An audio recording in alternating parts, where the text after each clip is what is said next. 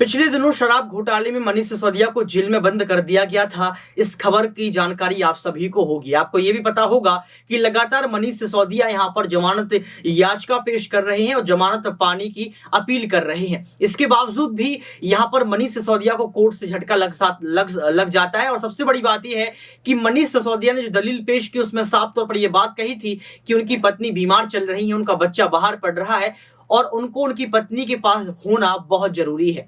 नमस्कार, आपके साथ मैं हूं ऋतिक सविता। स्वागत है आपका एसपीएन 9 न्यूज में। दर्शकों, आपको याद होगा शराब घोटाले में लगातार मनीष सिसोदिया जेल के अंदर बंद है। केजरीवाल ने साफ तौर पर कहा था कि हमारे अच्छे नेताओं और ईमानदार नेताओं को जो है जेल में डाल दिया गया है। अगर बीजेपी पार्टी से यह कह दिया जाए कि मनीष सिसोदिया और यहाँ पर Satyendra Jain BJP party join कर रहे हैं तो आज ही हमारे नेता जेल के बाहर होंगे। यानी कि बहुत यहाँ पर तगड़ा तंज यहाँ पर जो है केजरीवाल ने कसा था। लेकिन एक रिपोर्ट सामने आई, जिस रिपोर्ट में साफ तौर पर कहा गया है कि आखिर क्यों यहां पर मनीष सिसोदिया की जमानत याचिका को खारिज कर दिया गया। दिल्ली सरकारी के कथित शराब घोटाले के मामले में पूर्व उप मुख्यमंत्री मनीष सिसोदिया को अदालत से बड़ा झटका लगा है। अदालत ने सीबीआई मामले में सिसोदिया की जमानत याचिका को खारिज कर दिया है। इतना ही नहीं, अदालत ने उन्हें इस घोटाले का आर्किटेक्ट बताया है। अदालत ने कहा है कि आबकारी नीति के निर्धारण और अमल कराने में उनकी अहम भूमिका रही है। साथ ही अदालत ने जांच एजेंसी यानी कि सीबीआई जांच के उस हिस्से को अहमियत दी है जिसमें यह दावा किया गया है कि 90 से 100, जी हां, 90 से 100 करोड़ रुपए का किक बैंक सिसोदिया व उनके साथियों तक पहुंचाया गया। इसकी एवज एवं आबकारी नीति में बदलाव करते हुए साउथ ग्रुप को फायदा पहुंचाया गया है। ये बड़ी बात आपको याद होगी।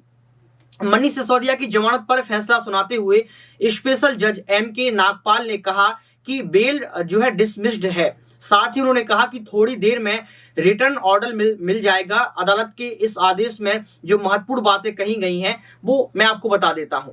कोर्ट ने कहा कि अभी अगर मनीष सिसोदिया को जमानत दी जाती है तो वो जांच को प्रभावित कर सकते हैं और सबूतों से छेड़छाड़ कर सकते हैं। जिस तरह मोबाइल फोन को नष्ट करने या उससे एजेंसियों के सुपुर्द ना करने, कैबिनेट नोट से जुड़ी फाइल पेश ना करने आदि का उनका व्यवहार रहा है, उससे इस बात की गंभीर आशंका है कि जमानत मिलने पर वो सबूतों को नष्ट कर सकते हैं। ये कोर्ट ने बात कही।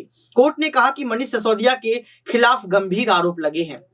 सिसोदिया को इस मामले में 26 फरवरी को सीबीआई ने गिरफ्तार किया था। सिसोदिया की भूमिका के बारे में जांच अभी पूरी नहीं हुई है। ऐसे में अभी इस स्टेज पर सिसोदिया को जमानत पर नहीं छोड़ा जा सकता है, ये बात कोर्ट ने कही है। कोर्ट ने कहा कि इस मामले में सह आरोपियों के खिलाफ भी अभी जांच जारी है। इस मामले में महज 7 आरोपियों के खिलाफ चार्जशीट दाखिल की गई है। दूसरे आरोपियों के खिलाफ जांच जारी है। आर्थिक अपराध की जड़ें गहरी होती हैं। अभी तक जिन सह आरोपियों को जमानत मिली है उनकी भूमिका की तुलना सिसोदिया की भूमिका से नहीं की जा सकती है। जिन 2 अधिकारियों को जमानत मिली है वो तो सिसोदिया के मातहत काम कर रहे थे, यानी कि सिसोदिया के बहकावे में उनके जो है बातों को सुनने के बाद काम कर रहे थे। कोर्ट ने कहा कि सीबीआई के अभी तक जांच में जमा किए गए सबूत आपराधिक षड्यंत्र में सिसोदिया की सक्रिय भागीदारी दिखाते हैं। इतना ही नहीं, पीसी यानी कि प्रिवेंशन ऑफ करप्शन एक्ट के तहत कुछ ठोस अपराधों को भी दर्शाते हैं। कोर्ट ने कहा कि सिसोदिया की पत्नी की बीमारी के बारे में बचाव पक्ष ने दलील जो है दी थी कि वो पिछले 20 साल से बीमार हैं, जबकि मेडिकल हिस्ट्री के दस्तावेज 2022-2023 के ही हैं। इसके अलावा मेडिकल दस्तावेज में ऐसा नहीं कहा गया कि उनकी हालत जो है बेहद गंभीर है। यानी कि कोर्ट ने यहां पर सारी बातें रख दी कि आखिर क्यों जमानत नहीं दी जा रही, और यह भी बता दिया कि किस तरीके से यहां पर जो है उनकी पत्नी, जी हां, 20 साल से बीमार है, लेकिन इतनी कठिन बीमारी नहीं बताई गई, इतनी हालत गंभीर नहीं है।